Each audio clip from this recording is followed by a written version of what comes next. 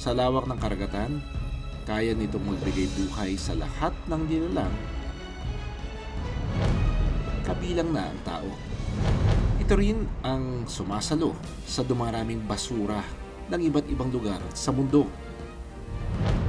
Ang isla, gaya ng Corregidor, tila may panibagong giyera na haharapin. Dahil ang mga buhay ilang doon, basura na raw ang kinakain.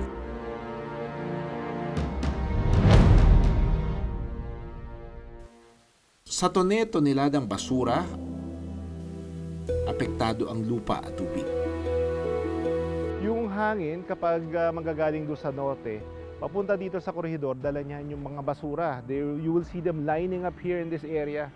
Itong mga nakikita nyo dito, ito, ngayong araw lang yan. Kasi everyday, yung mga taga-Corregidor, winawilisan nila